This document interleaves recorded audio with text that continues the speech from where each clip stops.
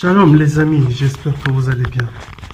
Alors je viens pour nous exhorter un petit moment parce que nous avons besoin de nous perfectionner en Christ. Et pour continuer à nous perfectionner, nous devons, on va dire, aiguiser notre façon de vivre, notre façon de penser, notre façon d'être. Et sans correction, sans renouvellement d'intelligence, on va rester comme nous sommes. On ne saura pas ce qu'il faut changer en nous. On va rester toujours comme nous étions auparavant et sans pour autant vouloir s'améliorer dans le Seigneur. Donc, notre but est de, on va dire, d'avancer dans le Seigneur. C'est de chercher à savoir qu'est-ce que je dois changer pour continuer à me perfectionner en Christ. Alléluia. On ne peut pas être chrétien et vouloir rester pareil. On ne peut pas. Il faut désirer ressembler, aller de plus en plus haut, se perfectionner en Jésus-Christ. Amen. Donc c'est la même chose lorsque un enfant va à l'école. Son seul but, c'est de se perfectionner dans la matière auquel il exerce, ou elle exerce. Vous comprenez? Donc c'est pareil. On a besoin en tant qu'être humain né de nouveau, on a besoin de savoir ce que Dieu veut pour nous, pour que nous puissions continuer à nous perfectionner. Vous comprenez? On ne peut pas atteindre la perfection parfaite, ça c'est sûr. Pourquoi? Parce que nous sommes des hommes, nous sommes faits d'os, de chair. Donc nous serons toujours dans la stature du monde physique, du monde terrestre. Ok? C'est-à-dire nous aurons toujours des imperfections. Ça c'est normal. Mais en tant qu'enfant de Dieu, nous devons désirer savoir, connaître ce que Dieu veut pour nous aider davantage à aller plus loin. Vous comprenez? Les amis, l'une des choses que le diable ne veut pas qu'on puisse avoir, c'est la concentration. Pourquoi? La concentration est quelque chose qui nous permet de veiller sur des éléments auxquels le Seigneur veut qu'on puisse pointer nos regards. Vous comprenez? Lorsque le diable arrive à vous déconcentrer, il arrive à détourner vos regards sur l'élément principal. C'est-à-dire votre intimité avec le Seigneur. L'intimité avec Dieu peut se faire de différentes façons, selon ce que Dieu veut pour la personne. Vous comprenez? Mais non, chaque intimité doit sortir l'honnêteté, la franchise. Je vais dire l'être de la personne. Dieu veut travailler simplement notre partie de l'être. L'être, c'est quoi? C'est ce que nous sommes en Christ. Et ce que nous sommes en Christ doit représenter l'honnêteté, la justice, la façon de faire.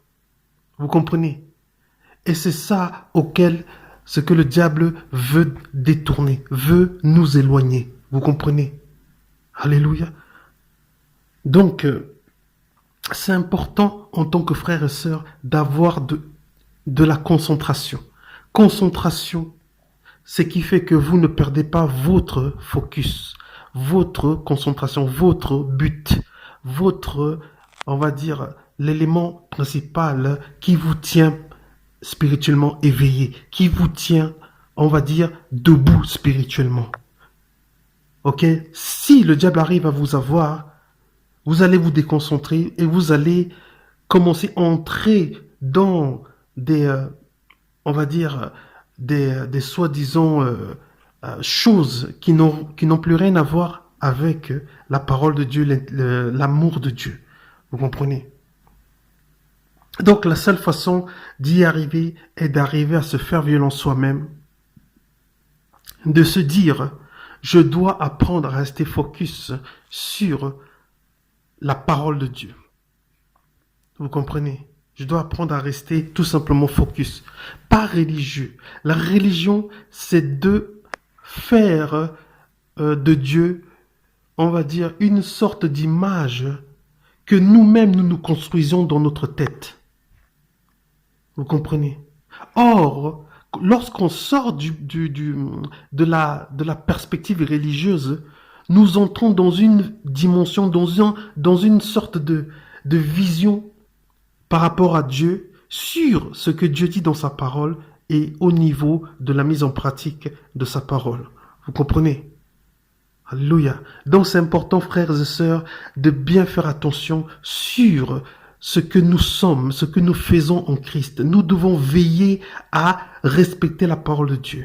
Et c'est des choses que beaucoup de chrétiens, beaucoup de personnes en Christ ignorent, on va dire, ne prêtent pas beaucoup attention. Ok? Les apôtres prenaient beaucoup en considération chaque parole que Jésus disait. Et les apôtres étaient inspirés de Dieu après que Jésus fut monté au ciel. Après que Jésus est monté au ciel, les apôtres continuaient en esprit à proclamer la bonne nouvelle. Vous comprenez? Et c'est la raison pour laquelle la Bible dit que nous devons persévérer dans l'enseignement des apôtres. Nous ne devons pas persévérer sur notre idéologie. Parce qu'il y a beaucoup de gens qui interprètent la Bible selon leur identité personnelle. Et pas selon le Saint-Esprit. Parce que la Bible dit que le consolateur, le Saint-Esprit, nous dirige dans toute la vérité. Pas nous dirige dans notre vérité. Ok? Il nous dirige dans la vérité. La vérité, c'est quoi? C'est ce qui est de Dieu. Donc, lorsque le Saint-Esprit vous dirige, le Saint-Esprit va vous mettre en accord avec la parole de Dieu, avec ce que Dieu est. Ok? Donc, c'est pour cela que il y a beaucoup de chrétiens qui se disent envoyés, qui se disent chrétiens, mais qui détournent l'évangile de Jésus-Christ à des fins personnelles. Et qui fait que beaucoup de chrétiens qui ne savent pas encore discerner la présence de Dieu suivent ces personnes et ça devient un petit peu du paganisme, vous comprenez? Donc, c'est vraiment ça que je voulais donner comme message. C'est important, c'est vraiment très très essentiel de nous couper de l'esprit de ce monde. L'esprit de ce monde, c'est la façon de penser. C'est de s'intéresser aux choses mondaines, plus que à la parole de Dieu. C'est un sacrifice. Suivre Dieu, c'est un sacrifice. Je vous assure. Jésus a dit, celui qui veut me suivre, qu'il prenne sa croix. Celui qui veut me suivre, celui qui veut venir après moi, qui renonce à lui-même. Et c'est là que doit venir notre force de décision. Renoncer à soi-même est de renoncer à notre intelligence charnelle pour la remplacer avec la parole de Dieu dans l'obéissance. C'est ainsi que nous serons affranchis par la parole de Dieu et pas par le monde. Alléluia. La sagesse de Dieu n'est pas la sagesse du monde. La vérité de Dieu n'est pas la vérité du monde. Donc lorsqu'on renonce à la vérité du monde, on commence à avoir la vraie vérité qui a créé le monde. Et pour cela, nous devons être sérieux pour suivre et obéir à ce que Dieu nous a dit. Alléluia. Et c'est là que doit venir, on va dire, une coupure entre la façon de faire de ce monde, la façon de penser de ce monde et la façon de Dieu d'être, de faire. Vous comprenez? C'est un changement radical qu'il faut. Il ne faut pas être religieux. La religion, comme je l'ai dit, c'est de changer l'image de Dieu dans sa propre tête. Inventer des choses. Inventer ce que Dieu n'a pas dit dans la Bible. Vous comprenez? C'est ça l'esprit religieux. Il ne suffit pas d'inventer. Il faut suivre à la lettre ce que la Bible dit. Restez fidèle aux enseignements des apôtres. Restez fidèle. Prononcez, prêchez les enseignements des apôtres. Prêchez. Beaucoup, les amis, regardez bien. C'est pas tout le monde qui aime la vérité. La Bible est la vérité. Si vous suivez la Bible, vous serez beaucoup rejeté. Pourquoi? Parce que beaucoup de chrétiens ne veulent pas la vérité. Beaucoup de dirigeants des assemblées chrétiennes refusent de prêcher la vérité. Vous comprenez? On est dans ce... ça devient l'apostasie, ça devient des églises apostates. Ça devient l'apostasie. Les gens abandonnent la saine doctrine pour s'attacher à des esprits séducteurs, des doctrines de démons. Vous comprenez? Les gens commencent à abandonner la saine doctrine. Si vous lisez bien le Nouveau Testament, il y a plein de choses qui doivent être prêchées, qui doivent être annoncées. Mais, je vous assure, à peine ils prêchent, les gens prêchent la moitié. La moitié au rabashik. Vous comprenez ce que je veux dire? C'est important de rester soigneusement fidèle à la parole de Dieu. Prêchez ce que vous voyez. Ne rajoutez rien et n'enlevez rien. Prêchez, prêchez, prêchez. N'ayez pas peur si les gens vous rejettent. N'ayez pas peur si on vous lance des couteaux. N'ayez pas peur si on vous lance des carottes ou si on vous lance des plumes, j'en sais rien. Prêchez. Hein? On a rejeté Jésus parce qu'il prêchait la vérité. On a rejeté les apôtres parce qu'ils prêchaient la vérité. Et on vous rejettera aussi parce que vous prêcherez la vérité. Le monde entier est sous la puissance de Satan. Donc lorsque vous allez commencer à être fidèle à la parole de Dieu, vous allez commencer à être rejeté par beaucoup de gens. Beaucoup. Ne cherchez pas à être aimé en modifiant la Bible. Cherchez à être fidèle. C'est comme ça que vous serez persécuté, qu'on sera persécuté. C'est comme ça. Restez fidèle aux enseignements des apôtres. Restez fidèle. Enseignez ce que vous lisez. Ne trafiquez pas, ne faites pas des choses bizarres. Enseignez ce que vous lisez. Vous comprenez? Au moins devant Dieu, vous serez comme pur. Pourquoi? Parce que vous avez enseigné la parole de Dieu, n'est-ce pas? Dieu n'aura pas besoin de vous, je sais pas moi, de vous envoyer dans le lac de la Géhenne. Non, vous avez été fidèle à sa parole. Alléluia. Vous avez été fidèle. Donc c'est important de nous enraciner à l'église des apôtres. C'est important. Nous devons arrêter de faire les églises de culte juste comme ça. Les églises pour plaire aux gens. Juste pour satisfaire nos envies, notre ego. Non, il faut rester, il faut prêcher la Bible. Si vous lisez bien les actes des apôtres, vous allez voir vraiment comment les apôtres vivaient. Les apôtres, vous allez voir. Ce n'est plus l'heure de faire le cinéma, le théâtre dans les assemblées. C'est l'heure maintenant d'annoncer la vérité aux gens. Si les gens veulent la vérité, ils vont rester. S'ils ne veulent pas, ils partiront. La vérité, c'est Dieu. Dieu est la vérité. Personne ne peut aller vers Dieu si la personne n'aime pas la vérité. Vous comprenez? Si les gens aiment la vérité, ils vont rester.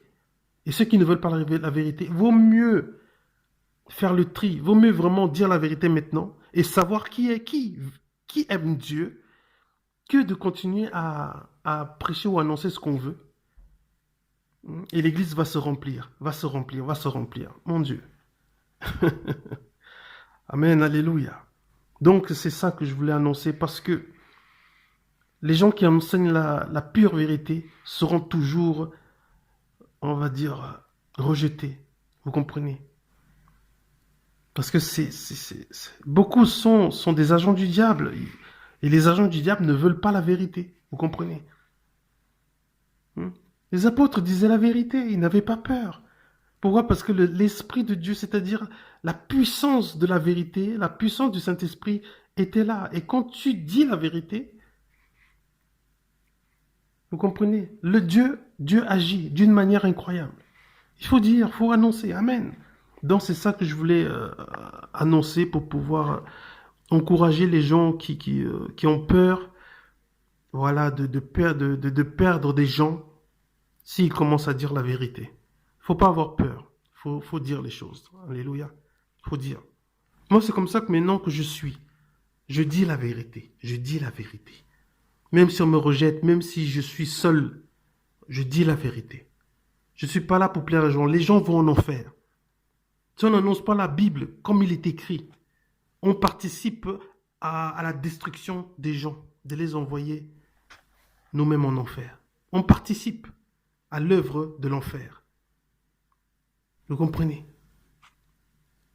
Vous me dire la vérité, c'est pas grave si on vous rejette, si les gens ne veulent pas suivre. Au moins, ils ont entendu la vérité. Maintenant, ça sera eux. Le Saint-Esprit va agir dans leur cœur. Je vais vous faire une révélation. La vérité est une personne.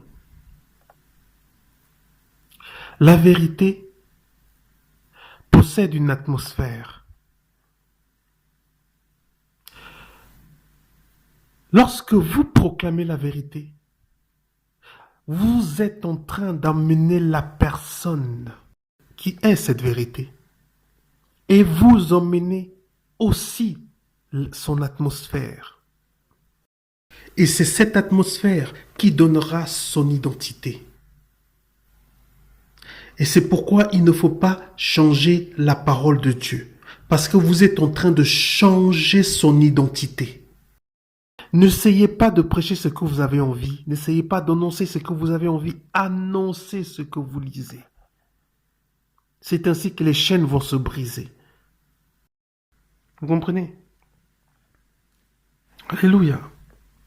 Voilà, je vous aime. Je vous dis à la bientôt. Soyez bénis. Shalom.